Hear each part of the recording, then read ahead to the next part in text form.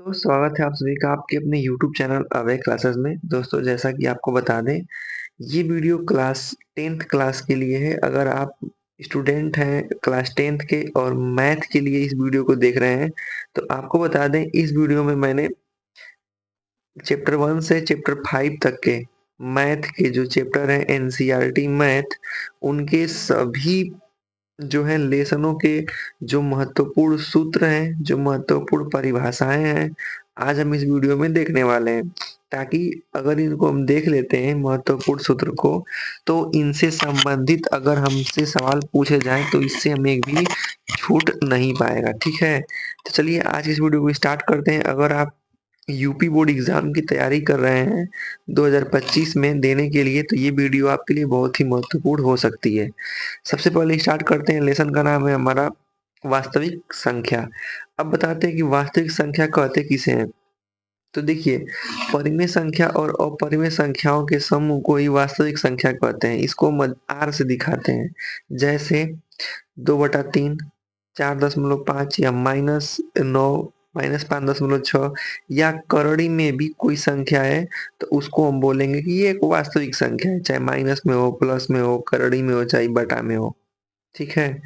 अब वास्तविक संख्या कितने प्रकार की होती हैं? तो वास्तविक संख्या 2 प्रकार की हो सकती हैं, एक धनात्मक और एक ऋणात्मक।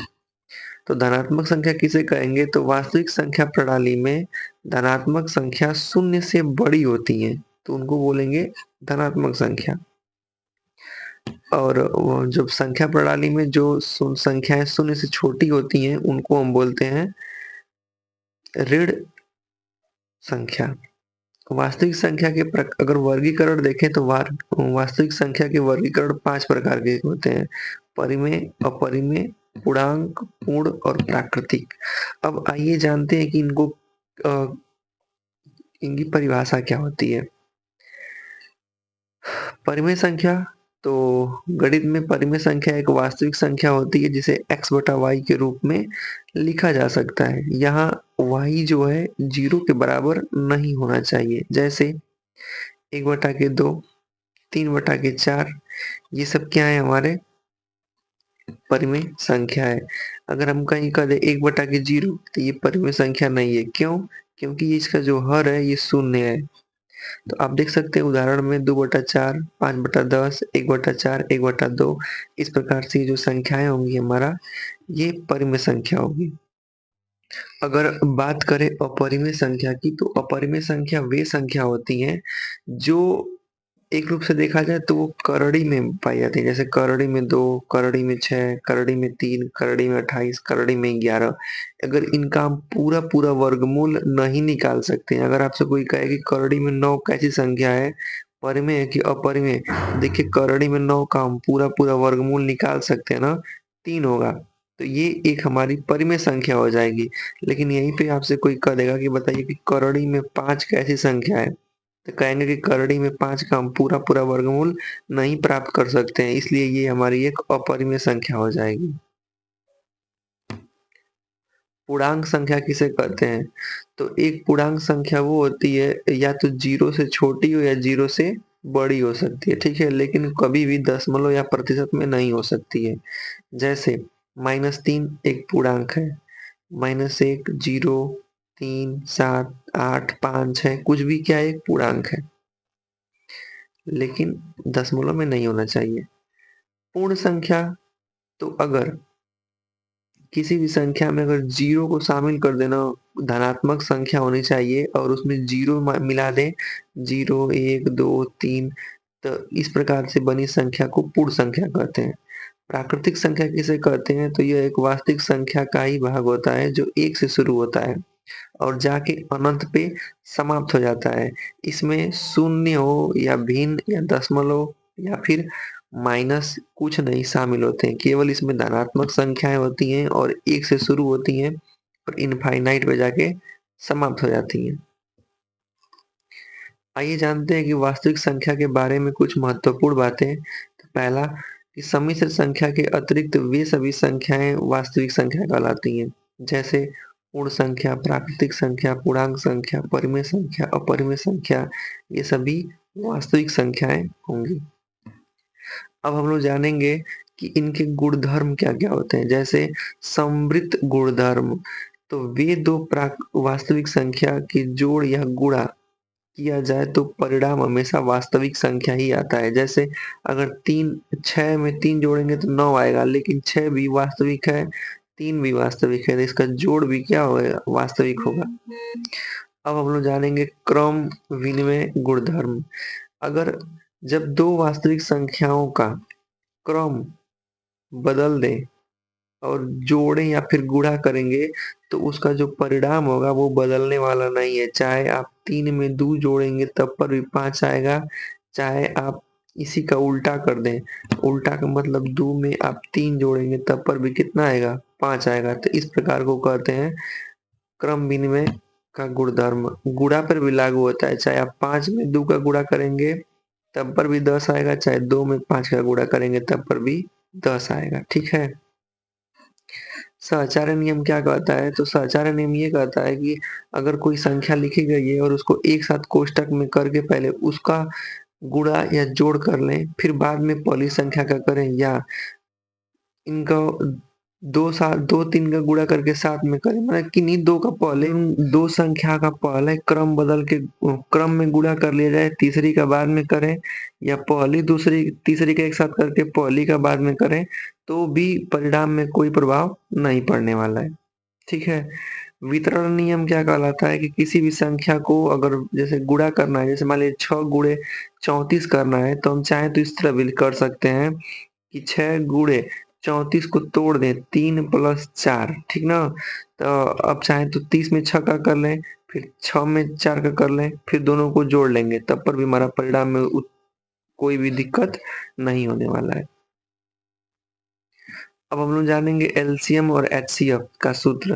तो एलसीएम बराबर क्या होता है? तो पहली संख्या गुणे दूसरी संख्या भागे में एचसीएफ, या फिर अगर बात करें एलसीएम गुणे एचसीएफ बराबर होता है पहली संख्या गुणे दूसरी संख्या।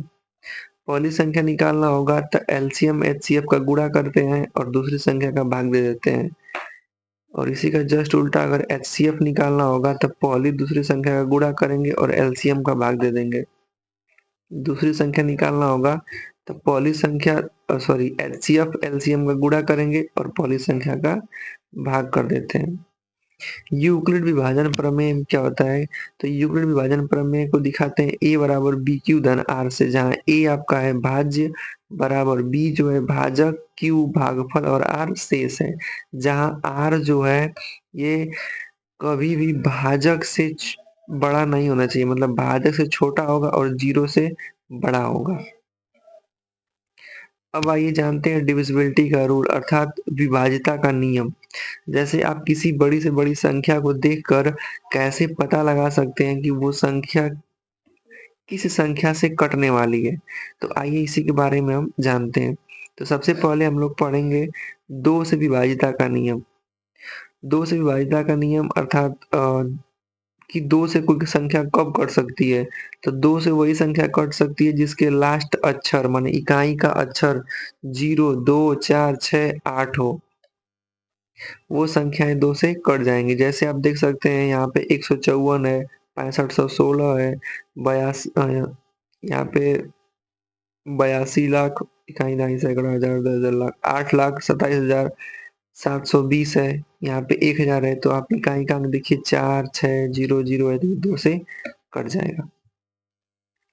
3 से विभाज्यता का नियम क्या है कि अगर कोई भी संख्या आप लिखे हैं, अगर इसको टोटल एक-एक को फुटकर में जोड़ दें, जैसे 6, 5 एक साथ 5 जोड़ दें, तो जो इसका योग आएगा अगर ये 3 से विभाजित हो जा रहा होगा, ये पूरी संख्या कट जाएगी। जैसे मान लीजिए 111 है, हमको नहीं पता है कि 3 से कटेगा कि नहीं कटेगा, तो आप सबको जोड़ दीजिए। 1 में 1 जोड़ेंगे 2, 2 में जोड़ेंगे तो 3, और ये 3 क्या हुआ? 3 से कट जाता है, इसलिए 111 भी 3 से क्या हो जाएगा? कट जाएगा। 4 से विभाज्यता का नियम ये है हमारा कि 4 से विभाजित होने के लिए जो पीछे की संख्या होती है इकाई, दहाई, ये क्या होना चाहिए? 4 से अगर कट जा रहा होगा तो कोई बड़ी से बड़ी संख्या हो वो क्या हो जाएगी? 4 से कट जाएगी। या फिर ये भी नियम है कि अगर पीछे 2 को 0 मिल जाए तो 4 से वो संख्या कट जाती है। ठीक है? अगला 5 से विभाज्यता का नियम, अगर इकाई का अंक 0 और 5 हो तो वो संख्या 5 से पूरी तरह कट जाती है। जैसे 0, 5 यहाँ पे देख रहे हैं तो ये 5 से कट जाएगा। 6 से विभाज्यता का नियम क्या है? तो जो संख्या 2 और 3 दोनों से पूरी तरह से कट जाएगी, वो संख्या 6 से भी कट जाएगी। जैसे अभी आपने देखा है कि 2 से कटने का नियम क्या है कि पीछे इकाई का अंक सम संख्या होना चाहिए, और 3 से कटने का नियम आप जाने हैं कि ये सभी का योग कितना होना चाहिए, 3 से कटने वाला हो। जैसे मान लीजिए कि 65, 25, 2 है। अगर हमको पता करना है कि ये 6 से कटेगा कि नहीं कटेगा, तो पहले आप इकाई का अंक देखिए क्या है, सम संख्या है, ठीक? फिर इसको जोड़ दीजिए, 6, 5, 11, 11, 2, 13, 13, 5, 18, 18, 2, 1 मिनट, इसको जोड़ते हैं। 6, 5, 11, 11, 2, 13, 13 में अगर 5 जोड़ते हैं 18, और 18 में 2 जोड़ेंगे तो 20। कहाँ भाई गलती हो रहा है? 7, 2, 9, 5, 14, 26। ये 3 से तो नहीं कट रहा है, लेकिन क्यों दे दिया है यहाँ पे? अच्छा, हम गलत कर दिए होंगे, फिर से लिख देते हैं। 65, 2, 5, 2। इसको 6 से काटेंगे तो कटेगा कि नहीं? तो 6, 5, 11, 11, 2, 13, 13, 5, 18, 18, 2, 20। ये नहीं कटेगा, ठीक? अगर इसको बात करें 98, 0, 1, 6, तो देखिए इकाई का अंक सम है अर्थात 2 से कटने वाला है। अब इसको जोड़ते हैं तो 9, 8, 17, 17, 1, 18, 18, 6, 24। तो 24 3 की पारा में आता है ना, इसलिए ये क्या हो जाएगा? कट जाएगा, ठीक? 7 से कटने का नियम क्या है मैं आपको बता देता हूँ। अगर कोई भी संख्या बनी है, अगर उसका दिया कि यदि कोई संख्या का अंक के दोगुना बाकी संख्या इकाई को अंक छोड़ के 7 से कट जा रहा होगा, तो वो संख्या कट जाएगी। जैसे मान लीजिए अगर कोई भी इकाई का अंक है उसका दोगुना करके उसमें से घटा दें, जैसे मान लीजिए 343 एक संख्या है, हमको नहीं पता कि ये 7 से कटेगा कि नहीं कटेगा, तो इसका इकाई वाला अंक उठा लीजिए। इकाई वाला अंक क्या है? 3, इसका दोगुना कर दीजिए, 3 दूना के 6 हो जाएगा। अब इस 6 को ना, जो शेष बची हुई संख्या है, मतलब 34 बची है अभी, तो इसी 34 में से क्या कर देंगे? 6 हम घटा देंगे, तो 34 में से 6 घटाएंगे तो 28 बचेगा। तो आपको पता है कि 28 क्या होता है? 7 से कट जाता है।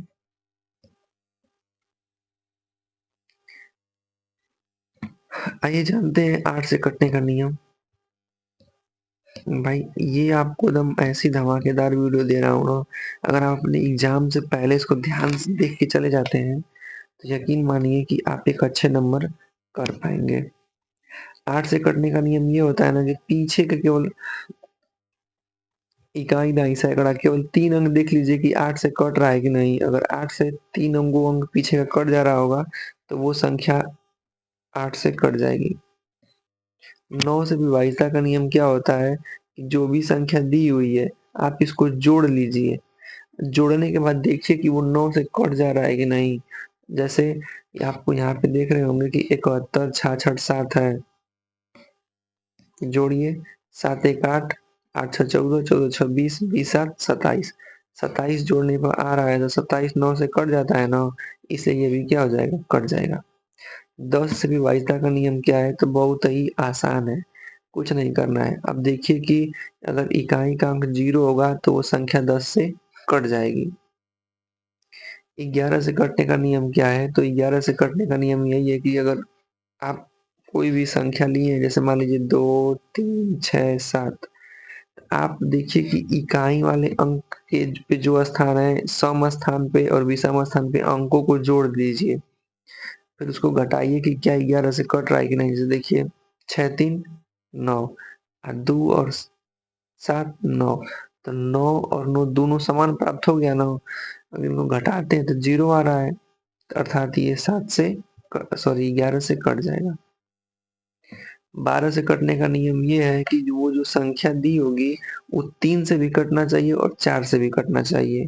3 और 4 से काटने का नियम हम आपको ऊपर बता के आ रहे हैं, ठीक है। 13 से कटने का नियम ये है मेरे भाई कि आप इकाई के अंक को 4 गुना कर दीजिए और जो बची संख्या है उसमें से जोड़ दीजिए। अगर वो कट जाएगा तो समझ लीजिए कि काम हो गया। जैसे मान लीजिए 2, 6, 3, 9 है, तो इकाई का अंक उठाइए 9, तो 9 को 4 गुना कीजिए 36, तो 263 में ना 36 जोड़ दीजिए, तो कितना हो जाएगा 299। अब देखिए 299 13 से कट जाएगा तो ये कट जाएगी संख्या। तो अगर भाग देंगे 13 से तो 13 दूना के 26, हासिल 3 बचेगा, 13 3 39, मतलब कि 23 बार में ये कट जा रहा है, अर्थात ये 13 से संख्या कट जाएगी। 14 से कटने का नियम यही है कि वो संख्या 2 और 7 से कट जाना चाहिए। चलिए आगे चलते हैं। 15 से कटने का नियम ये है कि वो जो संख्या है 3 और 5 दोनों से कट जानी चाहिए, तो 15 से कट जाएगा। 16 से कटने का नियम ये है कि जो संख्या है उसके पीछे का अंतिम 4 गो अंक देखिए कि कट जा रहा है कि नहीं, तो वो 16 से कट जाएगा। 17 से काटने का नियम ये है कि कोई भी संख्या लिखी गई है तो उसके इकाई के अंक, जैसे लिखा गया ना 2074, तो इकाई के अंक को उठा लीजिए और उसका 5 गुना कर दीजिए, तो मतलब क्या 207 है, इसमें ये जो 4 है इकाई का अंक है, इसका 5 गुना करेंगे तो कितना हो जाएगा 20।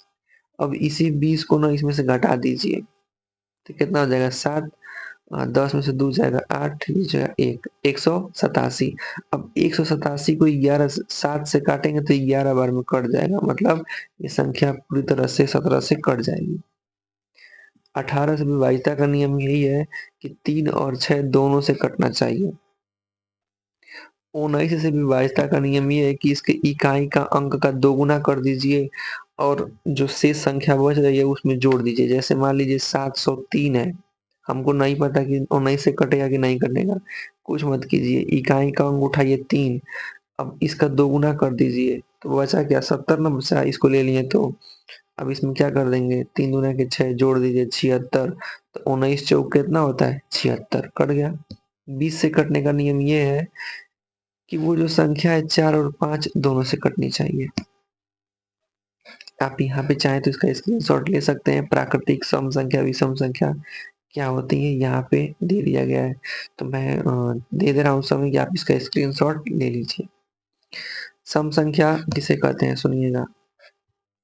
सम संख्या वे संख्या होती है जो 2 से पूरी तरह कट जाती है, जैसे 2, 4, 6, 8, 10।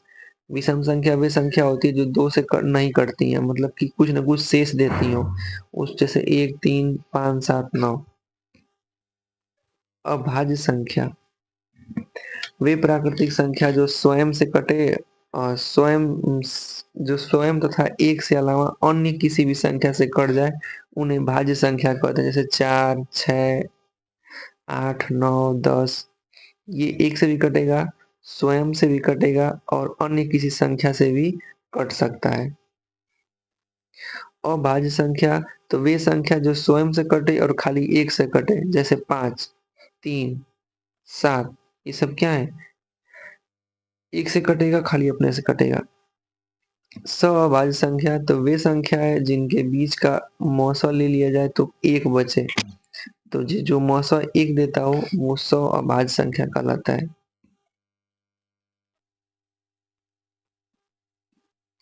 अब देखते हैं कि बड़ी और छोटी संख्या, जैसे कहेगा कि एक अंकों की सबसे छोटी संख्या एक अंकों की सबसे बड़ी संख्या 9, 2 अंकों की सबसे छोटी संख्या, तो अब देखिए एक अंकों की छोटी संख्या 1 है, अब जितना छोटी संख्या पूछता जाएगा उतना हम 0 बढ़ाते जाएंगे। जैसे आपसे कह रहा है कि 2 अंकों की छोटी संख्या, तो 1 तो हो जाएगा पहला अंक 1, अब फिर उसके बाद 0, फिर कहेगा 3 अंकों की तो 100, 4 अंकों की तो 1000।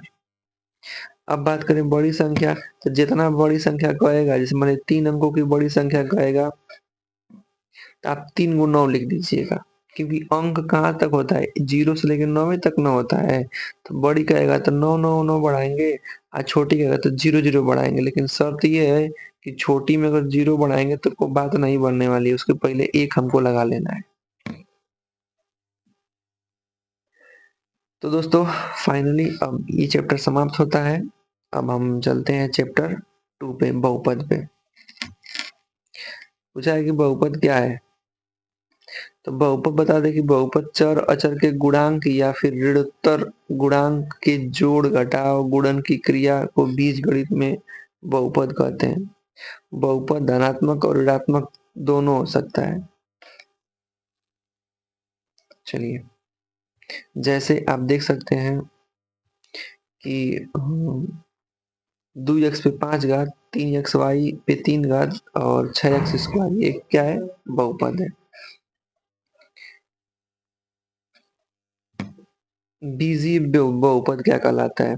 तो चर एवं अचर बहुपदों को मिला देने से जो पद मिलता है उन्हें बीजीय बहुपद कहते हैं। जैसे मान लीजिए यक्स माइनस 7, तो यक्स हमारा क्या है? चर, और 7 क्या है? अचर। तो इसको बोलेंगे ये बीजीय बहुपद है। अब आइए जानते हैं कि चर अचर क्या कहलाता है। बीजीय बहुपद दो प्रकार के होते हैं, चर बहुपद और अचर बहुपद। तो चर बहुपद क्या कहलाता है? तो कह रहा है कि ऐसे मान जिस ऐसे बहुपद जिनके मान कभी नहीं बदलते हैं। जैसे मान लीजिए कि हमेशा स्थिर रहेगा, अचर का मतलब अटल। जैसे मान लीजिए संख्याएं क्या होती हैं? ये फिक्स होती हैं, इनका मान नहीं बदलने वाला। 1 3 4 5 ये क्या है? अचर बहुपद है। चर बहुपद चर बहुपद वे होते हैं जिनका मान आवश्यकता के अनुसार बदल सकते हैं। जैसे नहीं होता है कि माना एक संख्या यक्स है, माना एक संख्या वाई है, मान लीजिए एक संख्या जेड है, तो ये हम केवल कल्पना कर रहे हैं ना, तो इनके मान हम बदल सकते हैं। तो जब मान बदल सकते हैं मेरे भाई, तो इनको बोलेंगे चर बहुपद। अब जानते हैं बहुपदों की पहचान। देखिए, कह रहा है कि यदि किसी व्यंजक के सभी बहुपदों की घात धनात्मक पूर्णांक होती है तो उसे हम बहुपद कहते हैं। कुल मिला के अगर कोई भी पद होगा तो उसकी घात न धनात्मक होनी चाहिए।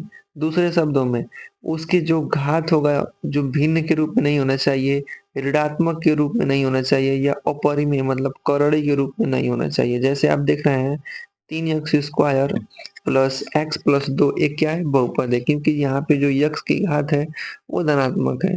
लेकिन अगर वही बात करें करड़ी में यक्स प्लस करड़ी में 3, यह बहुपद नहीं है। क्यों? क्योंकि इसका जो यक्स है ये अपरिमेय है, अर्थात यक्स की घात धनात्मक नहीं है, बटा के रूप में है। अब हम लोग जानेंगे बहुपदों की घात कैसे पहचानते हैं। ये एक आपको 1 से 2 नंबर में देखने के लिए परीक्षा में मिल जाएगा, ठीक है। देखिए, हम फास्ट रिवीजन इसलिए करवा रहे हैं ना, क्योंकि हमको वन शॉट वीडियो बना रहे हैं ना मेरे भाई। अगर आपको लग रहा होगा कि नहीं मुझे बेसिक से जानना है, तो मेरा बेसिक क्लास आप ज्वाइन कर सकते हैं। ये उनके लिए है जो एग्जाम के लिए देख रहे हैं, ठीक ना। आप ऐसा मत कभी जज कीजिए कि नहीं, अगर आपको ज्ञान देखना हो मेरा मेरा ना, तो मेरा स्टार्टिंग क्लास कीजिए, बेसिक क्लास। ये तो एकदम रिवीजन क्लास है, ताकि इसमें बात कम हो और कम समय में आपको ज्यादा कंटेंट दे दें। देखिए, बहुपद की घात कैसे बताते हैं। अगर कोई भी आपको बहुपद लिखा गया है तो सबसे यक्स की जो सबसे बड़ी घात होती है ना, वही बहुपद की घात कहलाती है। तो x पे सबसे बड़ी घात क्या है? 2, x पे सबसे बड़ी घात 3, x पे सबसे बड़ी घात 4।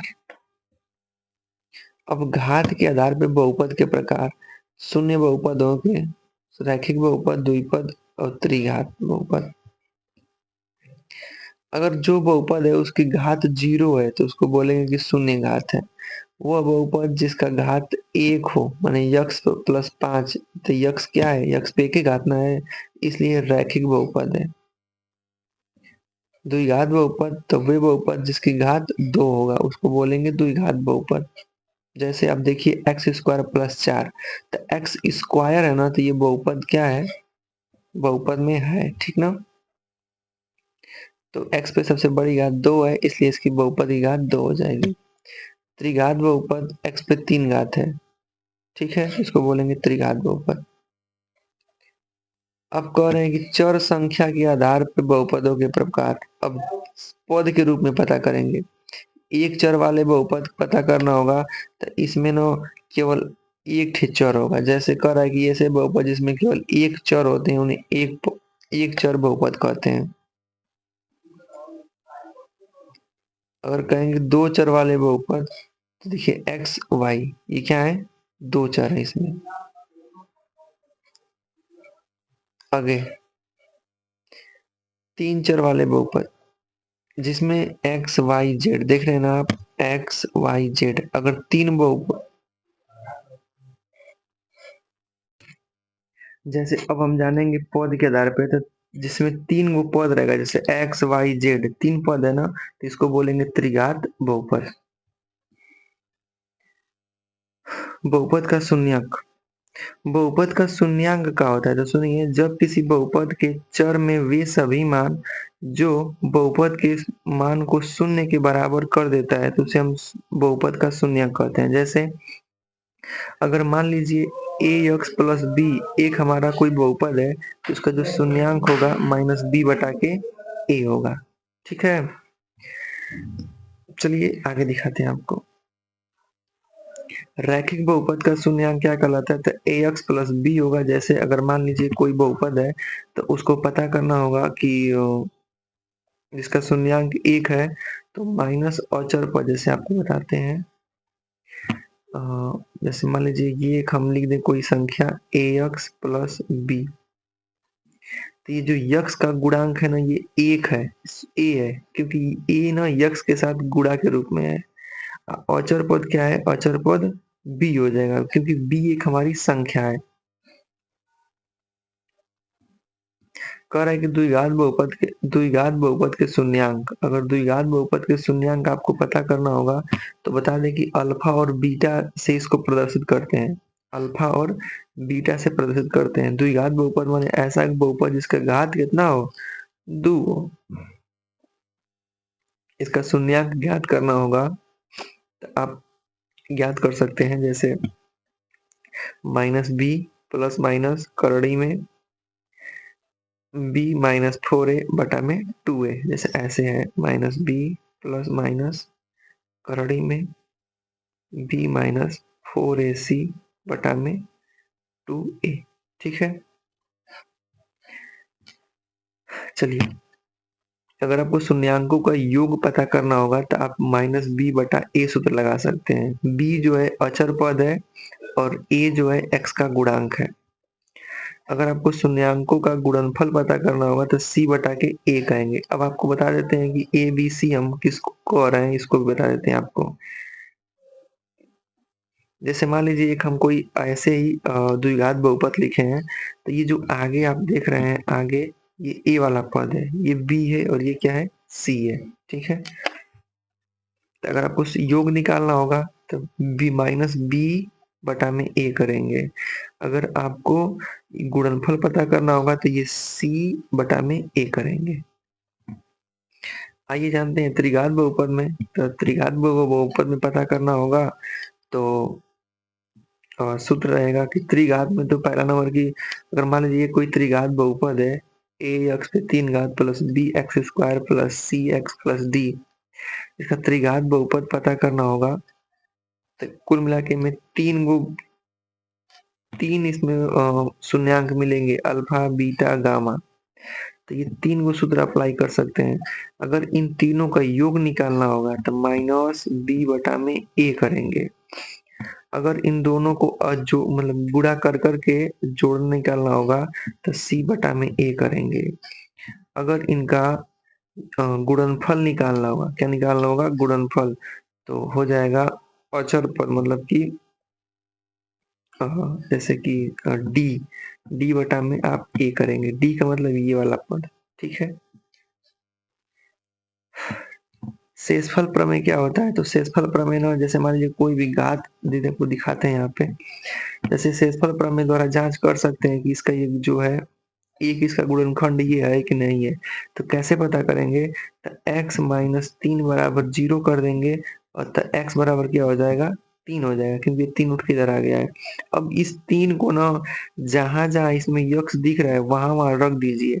अगर इसका मान अगर 0 कर देता है, देखिए यहाँ पे हम रख दिए रहे हैं, अगर इसका मान 0 आ जाएगा, तो बोल देंगे कि इसका एक बहुपद है, शून्यंक है। ठीक, अब देखिए यहाँ पे जो भी बात बताया ना, ये वही है।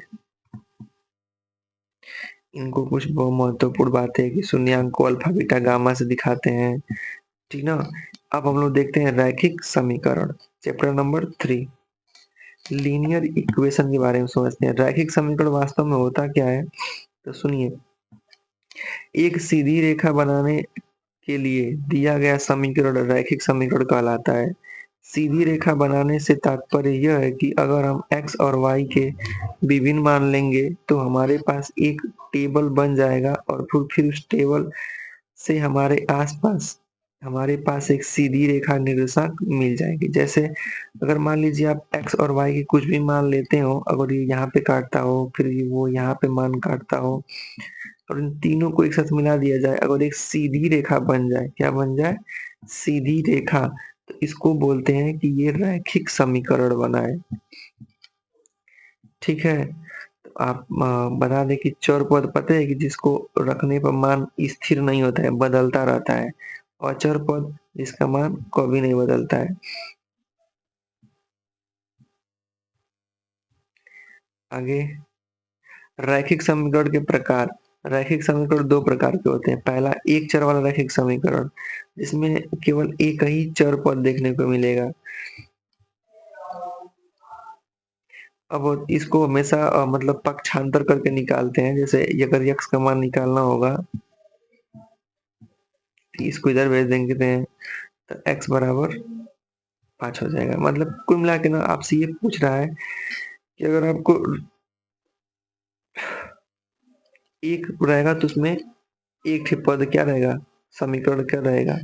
अगर कह रहा है कि दो चर वाला रैखिक समीकरण, तो इसमें दो ठे चर पद देखने को मिल जाएंगे। इसको करते कैसे हैं, आइए मैं एक माध्यम से आपको दिखा देता हूँ। समीकरण का हल करने के लिए मुख्य रूप से 5 विधियां होती हैं। विलोपन विधि, प्रतिस्थापन, बृजगुणन, ग्राफिक्स, तुलनात्मक विधि। तो 10वीं कक्षाओं के लिए इसको समझना आवश्यक है। तो पहला हम लोग समझते हैं विलोपन विधि। विलोपन विधि में हम क्या करते हैं, 2-3 चरणों को अप्लाई करते हैं। जैसे मान लीजिए ना, विलोप करके, जैसे देखिए हमारी एक समीकरण है कि 2x प्लस 3y बराबर 35, 3x प्लस 2y बराबर 40। कैसे निकालेंगे, आइए आपको थोड़ा सा बस हिंट दे देते हैं।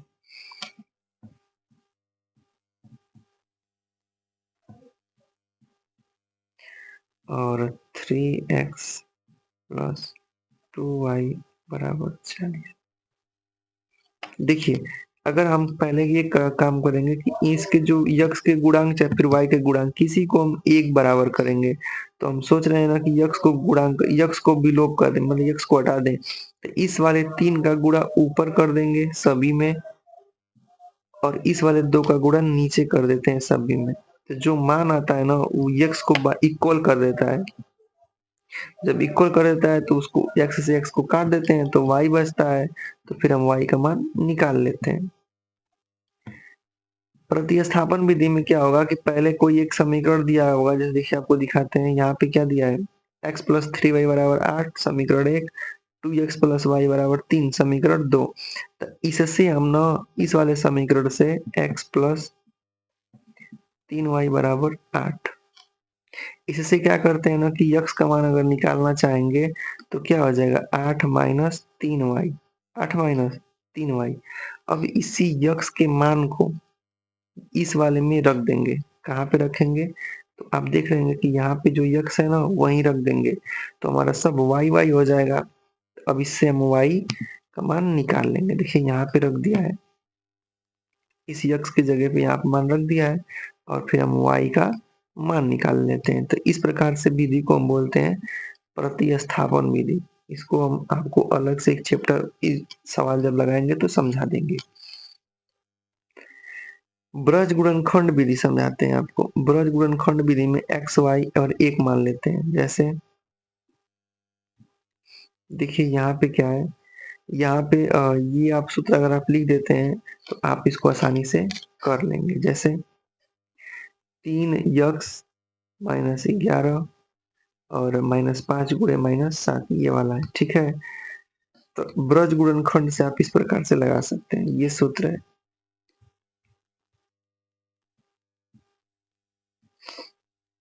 अब हम लोग जानते हैं द्विघात समीकरण।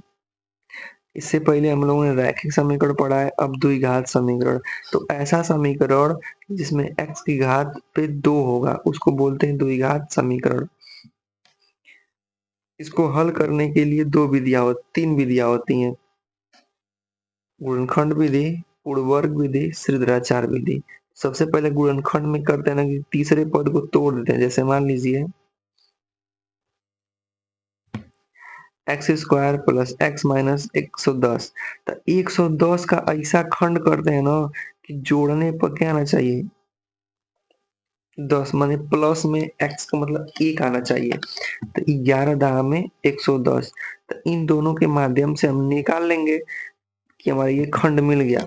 तो इस प्रकार से हमारा उत्तर हो जाएगा। तो कुल मिला के गुणनखंड विधि में हम तीसरे पद को तोड़ करके लगाते हैं और ऐसा तोड़ते हैं कि जोड़ने या घटाने पर हमारा बीच वाला पद आ जाना चाहिए पूर्ण वर्ग रूप से।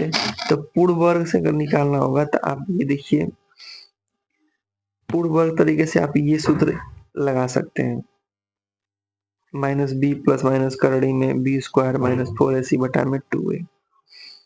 श्रीधराचार्य विधि क्या होता है, श्रीधराचार्य विधि यही है, आप पहले उसका भी वित्तकर ज्ञात करेंगे 4ac से और उसको लगा लेंगे, ठीक है। अब देखिए यही वाला जो सबसे महत्वपूर्ण है कि श्रीधराचार्य विधि में अगर मतलब विविधकर यही होता है, देखिए d बराबर बी स्क्वायर माइनस 4ac।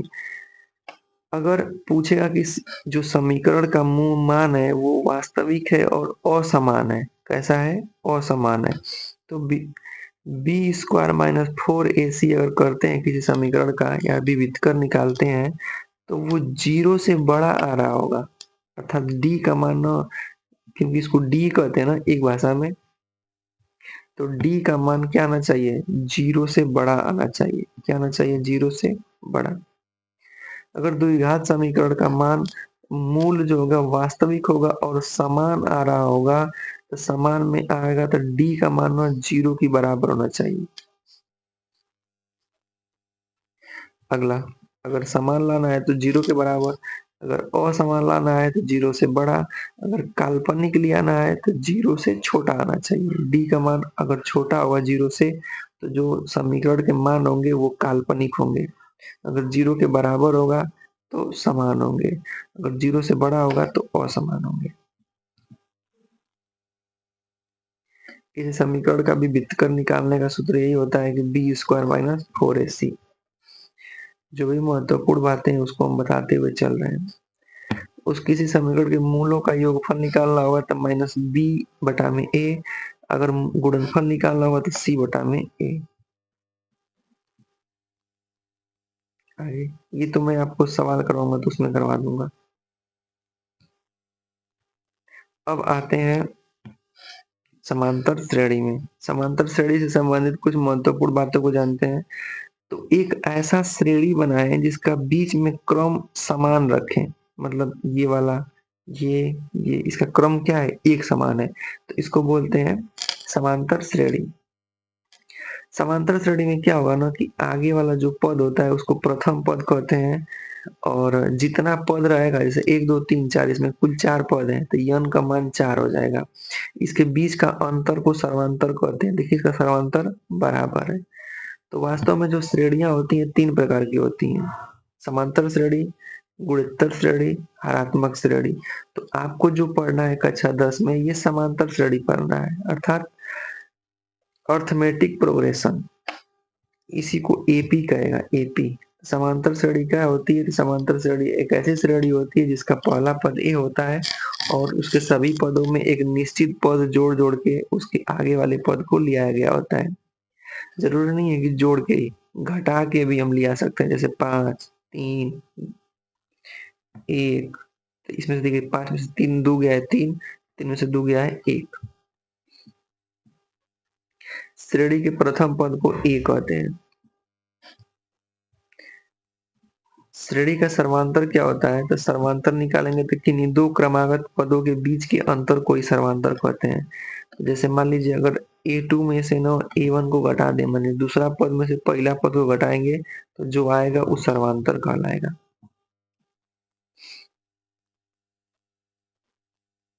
ठीक है, देखिए अब समांतर श्रेणी भी कई प्रकार की होगी, जिसका मान लास्ट वाला सीमित हो जाएगा तो उसको बोलते हैं परिमित समांतर श्रेणी। इसका लास्ट ऐसे डॉट रहेगा, इसका मान अनंत पदों तक गया रहेगा तो उसको बोल देंगे अपरिमित। श्रेणी का n वां पद कैसे निकालते हैं तो सूत्र देख लीजिएगा, ए एन बराबर a plus N minus one into D.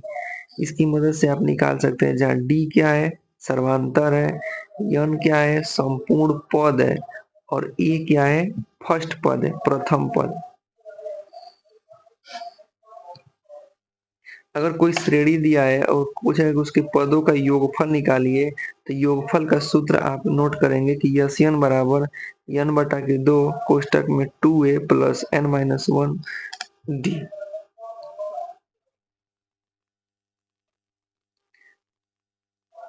कहेगा यदि किसी समांतर श्रेणी में केवल n पद है तो n पद 1 के बराबर है, तो कुछ इस प्रकार से आप निकाल सकते हैं। चूंकि इसका ज्यादा जरूरत नहीं पड़ेगी, इसी वाले सूत्र पे आप निकाल सकते हैं जो पहले बताया है। अगर आपको पूछेगा कि सभी पदों का योगफल बताइए तो n कोष्टक में n प्लस वन बटा में 2 लगा देंगे। कहेगा कि मध्य पद बताइए तो मतलब ए और बी और सी ऐसे डॉट करके दिया रहेगा, तो मध्य पद निकालने के लिए ए और सी बटा में 2 कर देंगे। अगर श्रेणी का प्रथम पद है तो उसको ए से दिखाएंगे, सर्वांतर निकालना होगा तो दूसरा पद माइनस पहला पद करेंगे। अगर एपी का व्यापक रूप क्या होता है तो ए प्लस डी, ए प्लस 2d, ए प्लस 3d, इसी तरीके से हमारा पद निकलता चला जाएगा। n वां पद निकालना होगा तो ए कोष्टक में n minus one into D. n पदों का योगफल चाहिए तो n बटा के 2 कोष्टक में 2a plus n minus one into D. n पदों का योगफल अगर आपका अंतिम पद दे दिया रहेगा तो इस सूत्र से भी निकाल सकते हैं। पूर्णांकों का योगफल कहेगा तो n कोष्टक में n प्लस वन बटा में 2 कर देंगे। मध्य पद पूछेगा तो इस तरीके से निकाल सकते हैं। तो दोस्तों उम्मीद है कि आपने इस एक वीडियो के माध्यम से खत्म करोगे। एक वीडियो के माध्यम से आप 5 चैप्टर तक अपने मैथ को कंप्लीट कर पाए होंगे। इसमें जो भी महत्वपूर्ण सूत्र रहे होंगे आप इसको एक तरीके से पूरा रिवाइज कर लिया। उम्मीद है आपको ये वीडियो पसंद आई होगी, और वीडियो पसंद आया होगा तो वीडियो को लाइक कर दीजिएगा और चैनल को सब्सक्राइब कर दीजिएगा। अब हाल ही जल्द ही हम 6 चैप्टर से स्टार्ट कर देंगे, जो कि 6, 7, 8, 9 सभी चैप्टर के महत्वपूर्ण सूत्र को पहले खत्म करेंगे। फिर उसके बाद अगर आप कमेंट बॉक्स में कमेंट करते हैं तो हर एक चैप्टर का मैं महत्वपूर्ण प्रश्न को भी लगवा दूंगा। बहुत बहुत धन्यवाद, थैंक यू।